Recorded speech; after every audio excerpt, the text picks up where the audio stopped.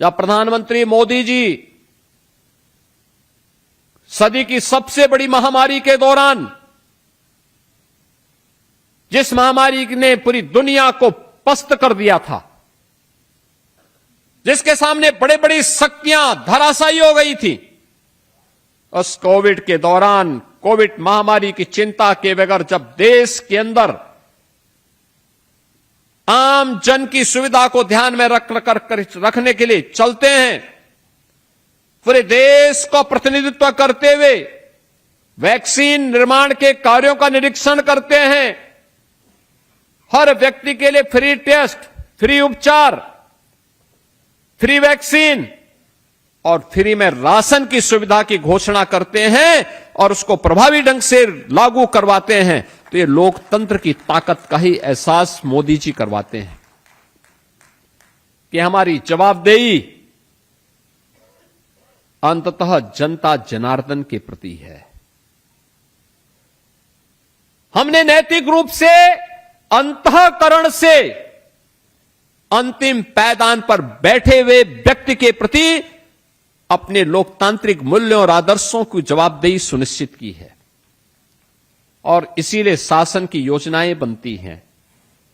सबका साथ और सबका विकास का ये भाव उसी लोकतंत्र को पुष्ट करता है, जिसके तहत बिना जाति, बिना मत, बिना मजहब, बिना क्षेत्र, बिना भाषा देखे भारत का नागरिक है, पात्रता की श्रेणी में आता है, वह योजना का लाभ प्राप्त करने का अधिकारी है और मोदी जी की सभी प्रकार की योजनाएं इस दिशा से समर्पित हैं। 4 करोड़ गरीबों को मकान की सुविधा उपलब्ध हो जाना, 12 करोड़ गरीबों के घर में शौचालय बन जाना, 10 करोड़ गरीबों के घर में रसोई गैस का कनेक्शन पहुंच जाना, 80 करोड़ लोगों को फ्री में राशन की सुविधा देश के अंदर मिल जाना, 50 करोड़ लोगों को देश के अंदर 5 लाख रुपए की आयुष्मान भारत की सुविधा का लाभ प्राप्त हो जाना,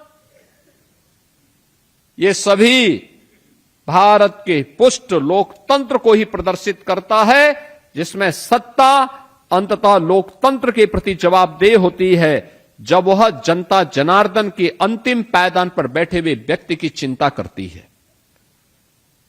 एक तरफ मोदी जी के नेतृत्व में लोकतंत्र को मजबूती प्रदान करने का वह अभियान, जिसमें जनता ही सब कुछ है। लोकतंत्र का मतलब भी यही है, जनता का शासन, जनता के द्वारा, जनता के लिए। योजना का लाभ, उसका अंतिम, उनका निष्कर्ष क्या है, वो अंतिम पायदान पर बैठे हुए जनता जनार्दन के व्यक्ति को इस योजना के साथ जोड़ना। परिणाम 25 करोड़ लोग गरीबी रेखा से मुक्त होकर के एक नए मध्यम वर्ग के रूप में उभर करके अपनी आकांक्षाओं की पूर्ति करते हुए दिखाई देते हैं और देश के विकास में अपना योगदान देते हुए दिखाई देते हैं। ये जो अभियान है, ये उसी अभियान का हिस्सा है। एक तरफ मोदी जी के नेतृत्व में पुष्ट हो रहा लोकतंत्र और दूसरी तरफ जब सत्ता मिली थी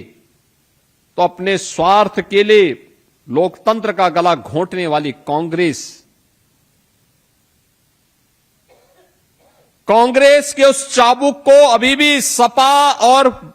कांग्रेस, उनके सहयोगी आरजेडी जैसे दल